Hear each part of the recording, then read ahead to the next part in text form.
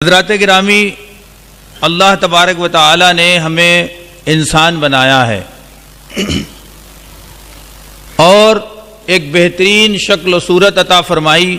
ہم اس کا رات دن شکر ادا کریں تو یہ کم ہے. جب دنیا میں انسان آیا اور یہاں کی آب و ہوا اسے لگی تو بہت سی بیماریاں بھی پیدا ہو گئیں، بہت سے مرض بھی اسے لگنے لگے. ہمارے نبی آخر الزمان صلی اللہ تعالی علیہ وسلم نے جہاں دین کی باتیں لوگوں کو بتائیں، سمجھائیں، اسلام کو بڑھایا اور اسلام کی تبلیغ کی اور اسلام کے پرچم کو بلند کیا، اللہ تبارک و تعالی کی حمد و ثنا بیان کی، وہیں پر ہمیں صحتیاب رہنے کے لیے بھی بہت سی باتیں عطا فرمائیں. چونکہ عبادت کے لیے بھی صحت کی ضرورت ہے. اگر صحت نہ ہو تو پھر عبادت کرنے کا وہ مزہ نہیں آ سکتا جو ایک صحتیاب آدمی کے عبادت کا مزہ ہوتا ہے. اس لیے ہمارے نبی مصطفیٰ جان رحمت صلی اللہ تعالی علیہ وسلم نے ہمیں صحت مند رہنے کے لیے بھی بہت کچھ عطا کیا ہے. ایک حکیم، ایک ڈاکٹر ہونے کے ناطے اگر آپ مجھ سے ایک لفظ میں یہ پوچھنا چاہتے ہو کہ آپ ہماری مسجد میں آئے ہیں اور صرف اتنا بتا دیں کہ میرے صحتیاب رہنے کے لیے وہ نسخہ کون سا ہے جس سے مجھے پوری زندگی صحت کی خوشی ملتی رہے، تو صرف ایک ہی میرا جواب ہے، وہ ہے نماز. کیونکہ پوری دنیا کے اندر، دنیا میں بہت سے مذہب ہیں، کسی بھی مذہب کے اندر، اور دنیا میں بہت سے ریاضت اور ورزش کے طریقے بھی ہیں. کسی بھی ریاضت اور ورزش کے طریقے پر عمل کرتے ہوئے وہ لذت اور وہ مزہ اور جسم کی وہ ورزش اور ریاضت نہیں ہو سکتی جو نماز میں ہوتی ہے. اور یہ ضروری کیوں ہے؟ یہ ضروری اس لیے ہے کہ اس ہماری عبادت کی ضرورت اللہ کو نہیں ہے کہ اگر ہم عبادت کریں گے سارے کے سارے لوگ سجدے میں چلے جائیں گے تو اس کی شان بلند ہوگی. نہیں، اس کی شان تو پہلے ہی عظیم ہے الحمدللہ. اس کی شان شایان پر بھی کوئی فرق نہیں. لیکن یہ جو نماز ہمیں ملی ہے یہ مصطفیٰ جان رحمت کے صدقے میں ملی ہے، اس لیے کہ انسان کی کامیابی یہ نہیں ہے کہ وہ اچھا روزگار کر لے، اچھا کاروبار کر لے، اچھے اس کے بہترین بلڈنگیں اور عمارتیں نظر آئیں. یہ کامیابی نہیں ہے، بلکہ اصل کامیابی یہ ہے کہ اگر دکان کو بنا لیا ہے، مکان کو بنا لیا ہے تو مکین کی بھی ضرورت ہے، اور اگر مکین نہیں ہے تو وہ اجڑا ہوا چمن ہے. اس میں ضرورت آپ کی ہے، اور آپ کی ضرورت کا احساس آپ سے زیادہ آپ کے گھر والوں کا ہے. اس لیے اللہ تبارک و تعالی نے آپ کی سلامتی کے لیے یہ نماز عطا فرمائی ہے. آپ دیکھ لیں، ہمارے بہت سے بوڑھے بزرگ لوگ بیٹھے ہوئے ہیں، ان کا دل چاہتا ہوگا کہ ہم کچھ لمبے سجود کریں، لمبا رکوع کریں، قیام کریں، لیکن ان کے ہاتھ پیر ساتھ نہیں دیتے ہوں گے، تسبیح سے ہی کام چلا رہے ہیں. کیوں؟ کسی کے گھٹنوں میں درد ہے، کسی کے کمر میں درد ہے، کسی کو کوئی پریشانی ہے، کسی کو کوئی پریشانی ہے. میں یہ کہتا ہوں کہ یہ جو صدا آتی ہے، اللہ تبارک و تعالی اپنے گھر سے جو 5 وقت 24 گھنٹے میں ہمیں بلاوا بھجواتا ہے، حیا علی الصلاۃ، حیا علی الفلاح، یہ اس لیے ہے کہ اصل کامیابی نہ دکان میں ہے، نہ مکان میں ہے، نہ کھیت و کھلیان میں، نہ نوکری میں، بلکہ اصل کامیابی بندے کی یہ ہے کہ وہ نماز پڑھے. جب نماز پڑھے گا تو باقی رہے گا، صحت بھی باقی رہے گی، اس کی دکان اور اس کا مکان بھی باقی رہے گا. ورنہ دنیا سے جانے کے بعد یہ ساری چیزیں کس کام کی ہیں؟ اس لیے اصل کامیابی دکان اور مکان میں نہیں ہے، بلکہ اصل کامیابی نماز میں ہے، جو اس کی بارگاہ سے صدا دی جاتی ہے. اچھا، وہ کتنا رحمان و رحیم ہے. اگر کوئی ابھی ہمیں بلوائے، 1 بار بلوائے ہم نہ آئے، 2 بار بلوائے ہم نہ آئے، 3 بار بلوائے اور ہم نہ آئے، پھر آگے بلوائے گا؟ کہے گا نہیں، یہ بندہ ٹھیک نہیں ہے، میں اسے بار بار بلواتا ہوں، بار بار میرا پیغام جاتا ہے اور یہ نہیں آتا. قربان جائیے اپنے رب پر کہ وہ آپ کو زندگی کی آخری سانس تک بلواتا رہتا ہے, اپنے دروازے بند نہیں کرتا. جہاں لوگوں کے لیے دروازے بند کر لیتے ہیں, کوئی کسی کی سننے کو تیار نہیں ہوتا ہے. باپ بیٹے کی نہیں سن رہا ہے, بیٹے باپ کی نہیں سن رہے ہیں, بھائی بھائی کی نہیں سن رہا ہے. جب کوئی نہیں سنتا ہے تو پروردگار ان کی بھی سنتا ہے جن کی کوئی نہیں سنتا ہے.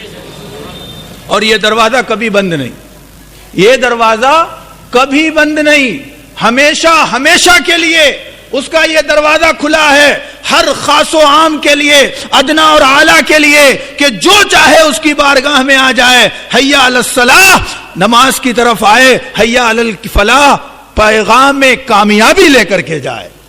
یہی کامیابی ہے ہماری آپ کی. اب آپ دیکھیے ہمارے نبی پاک صلی اللہ تعالی علیہ وسلم نے ہمیں صحت مند رہنے کے لیے کیا کیا ارشادات و فرمودات اور معمولات اپنائے ہیں اور ہمیں بتائے ہیں, جس میں سب سے اول چیز ہے پاکیزگی. پاکی کے لیے حضور سرور کائنات طبیب اعظم صلی اللہ تعالی علیہ وسلم نے ارشاد فرمایا, پاکی آدھا ایمان ہے. آج سائنس یہ کہتا ہے کہ جو لوگ پاک رہتے ہیں وہ بیماریوں سے بھی پاک رہتے ہیں, وہ بیماریوں سے بھی پاک رہتے ہیں. کبھی آپ نے غور کیا ہے کہ مسلمانوں کے لیے جو چیزیں حلال ہیں وہ سب ان کے جسم پر فائدہ دینے والی ہیں, اور جو چیزیں حرام ہیں شریعت مصطفیٰ کے اندر جو چیز بھی حرام قرار دی گئی, اگر میڈیکل سائنس کے اعتبار سے آپ دیکھیں گے تو یقینی طور پر وہ چیز میڈیکل سائنس کے بڑے بڑے سائنٹسٹ کے نزدیک بھی روا نہیں ہوگی, بلکہ اس کو پرہیز بتاتے ہوئے نظر آتے ہیں.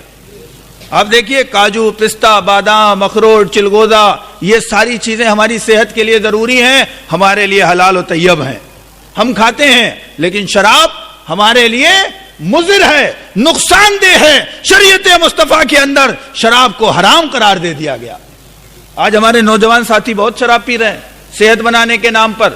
میں کہتا ہوں ایسی صحت کا کیا کرو گے جو مصطفیٰ جان رحمت صلی اللہ تعالی علیہ وسلم سے منہ موڑ کر کے کام کرواتی ہو. ہم تو اپنے نبی کے غلام ہیں, ہماری صحت مصطفیٰ جان رحمت صلی اللہ تعالی علیہ وسلم کی خوشنودی میں ہے, ان کی رضا میں ہے. اس صحت کا کیا کرو گے؟ بڑے بڑے آئے دنیا کے اندر, بڑے بڑے پہلوان آئے اور چلے گئے, کیا باقی رہے؟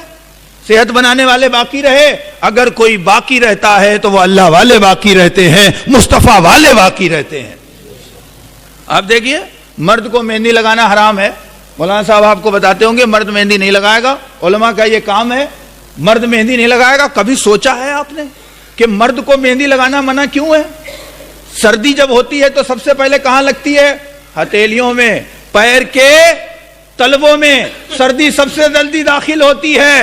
اور مرد کو مہندی لگانا شریعت مصطفیٰ کے اندر حرام اس لیے ہے کہ مہندی کا مزاج سرد اور خشک ہے. اگر ایک مرد کامل اس کو لگاتار لگاتا رہے تو وہ نامرد بن جائے گا. اس لیے مصطفیٰ جان رحمت کی شریعت میں مہندی لگانا مرد کو حرام قرار دیا گیا.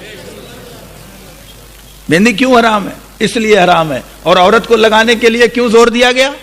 اس لیے کہ اس کی شہوت نفسانی اس کے قابو میں رہے. وہ جتنی مہندی لگائے اتنی اچھی بات ہے, اس لیے کہ اسے کسی دوسرے مرد کی ضرورت نہ پڑے, وہ کسی دوسرے مرد کا خیال اپنے دل میں پیدا نہ کرے. اس لیے اس کو مہندی لگانے کے لیے بتایا گیا اور مرد کو مہندی لگانا حرام قرار دیا گیا. آج ہمارے کچھ نوجوان ساتھی بھائی انگلیوں میں سونے کی انگوٹھیاں پہنے نظر آتے ہیں, چین پہنے نظر آتے ہیں, چین پہنتے ہیں, جب انہیں سمجھاؤ تو نہیں سمجھتے. لیکن اگر اسی نوجوان کو جہاں یہ بتایا جا رہا تھا کہ سونا پہننا مرد کے لیے حرام ہے, وہیں یہ بھی بتایا جاتا کہ سونا پہننے سے مردانہ طاقت کم ہو جاتی ہے, تو میں یہ کہتا ہوں الحمدللہ رب العالمین کوئی بھی نوجوان اس کی جسارت نہیں کرتا. نامرد بننا کون پسند کرے گا؟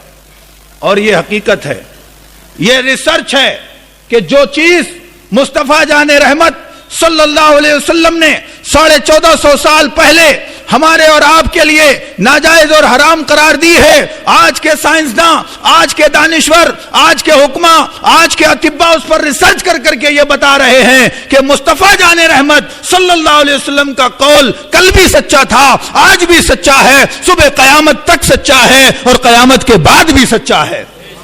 اس میں کوئی تبدیلی نہیں ہو سکتی.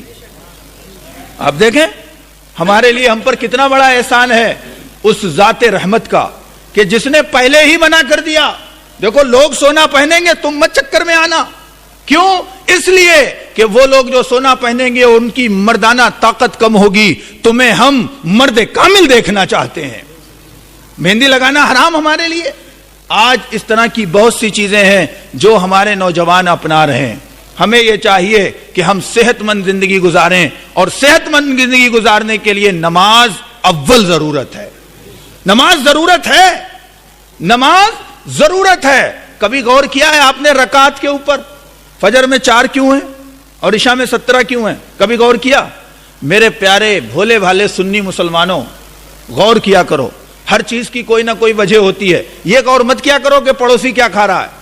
یہ غور کرنے کی باتیں نہیں ہیں کہ اس کا گھر کیسے چل رہا ہے, اس کی دکان اتنی عالیشان کیوں چل رہی ہے.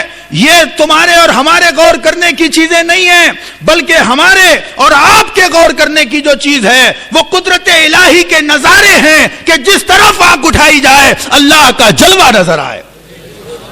ذرا غور کیا کرو, سوچا کرو بیٹھ کر تنہائی میں کہ ایسا کیوں اور ایسا کیوں.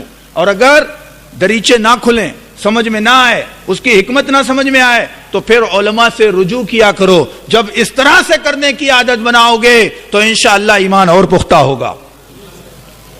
رات میں انسان چین کی نیند سویا تھا, سکون کے ساتھ, کوئی کام نہیں کیا تھا. صبح میں اٹھے گا تو صرف 4 رکعت پڑھے گا, اس لیے کہ اس کی باڈی ایکٹیویٹ ہو جائے. فجر سے لے کر ظہر تک ایک وقت ہے, اور اس وقت میں انسان کی جو محنت ہے وہ سب سے زیادہ ہے. تو اللہ تبارک و تعالیٰ نے اپنے گھر بلا کر کے 12 رکعت پڑھوائی, اور اسی طرح سے نمازوں کی رکعت کا سلسلہ چلتا رہا. عشاء میں آنے کے بعد 17 رکعت نماز اس لیے پڑھوائی گئی کہ جس طرح سے ایک ماں چاہتی ہے کہ اس کا بچہ چین اور سکون کی نیند سوئے, اللہ تبارک و تعالیٰ جو 70 ماہوں سے زائد محبت فرمانے والا ہے, اس نے ہمارے اور آپ کے لیے 17 رکعت نماز اس لیے رکھی تاکہ پوری دن کی جو انرجی ہم نے ویسٹ کی ہے, جو تھکاوٹ ہمیں محسوس ہوئی ہے, جو باڈی نے ہماری کام کیا ہے, جو جسم انسانی نے عمل کیے ہیں, ان سارے اعمال کی تھکاوٹ اور ان سارے کاموں کی تھکاوٹ دور ہو جائے اور بندہ مسرور ہو کر چین کی نیند سو جائے. آپ دیکھ لیجئے یہاں اتنے لوگ بیٹھے, میں چیلنج کے ساتھ کہتا ہوں جنہیں چین کی نیند نہ آتی ہو وہ عشاء کی 17 رکعت پوری ادا کرا کریں. اگر 2-4 دن میں, اور آج ایک اور مسئلہ دیکھ کے جا رہا ہوں آپ کو حضور کی موجودگی میں, آپ لوگوں میں سے ایسے بہت سے لوگ ہوں گے جنہیں نیند نہیں آتی ہوگی. بہت لوگ ہوں گے, اگر میں ہاتھ اٹھاؤں تو ہاتھ بھی اٹھیں گے. بہت لوگ ہوں گے جو کربٹیں بدلتے ہوں گے. میں یہ کہتا ہوں میرے پیارے بھائی, تم کربٹیں بدلنے کے لیے نہیں ہو بلکہ اپنے رب کے آگے سجدہ ریز ہونے کے لیے پیدا ہوئے ہو. کس نے کہا ہے کہ اگر نیند نہ آئے تو بستر پر لیٹے رہو؟ یہ آپ کو کس نے بتا دیا کہ آپ نشاور گولیاں کھائیں, الپراکس کی گولی میڈیکل اسٹور سے لا کر کے کھائیں؟ یہ آپ کا شیوا نہیں ہے, بلکہ مصطفیٰ جان رحمت صلی اللہ تعالی علیہ وسلم کے امتی ہونے کے ناطے ہمارے اور آپ کے لیے تو یہ ہے کہ اگر نیند آ جائے تو بھی بہتر ہے, اور اگر نیند نہ آئے تو وضو کر کے مصلی بچھا دیا جائے. کتنے دن کرو گے؟ 2 دن, 3 دن, 4 دن؟ میں اپنی بات کو اختتام پر لے رہا ہوں, یہ آخری نسخہ دے کر. 2 دن 4 دن تو شیطان آپ کو آزما سکتا ہے کہ اٹھے گا بھی, اپنے آپ سے صرف کہہ ہی رہا ہے. میں یہ نسخہ دے کر کے آپ کو جا رہا ہوں روحانی اور طبی, کہ اگر کسی بندے کو نیند نہ آتی ہو وہ اپنے آپ سے مخاطب ہو کر کے کہے کہ اگر آدھے گھنٹے میں مجھے نیند نہ آئی, 15 منٹ کے اندر مجھے نیند نہ آئی, تو میں ابھی اٹھوں گا, اٹھ کر کے وضو کروں گا اور قرآن پاک اٹھا کر کے اس کی تلاوت کروں گا, یا اپنے رب کی بارگاہ میں سجدہ ریز ہو جاؤں گا. 2-4 دن کی بات ہوگی, اسی مصلی پر آپ کو چین کی نیند آنے لگے گی. اللہ تبارک و تعالی ہم سب کو عمل کی توفیق عطا فرمائے. نماز پنجگانہ با جماعت تکبیر اولیٰ کے ساتھ ادا کرنے کی توفیق عطا فرمائے.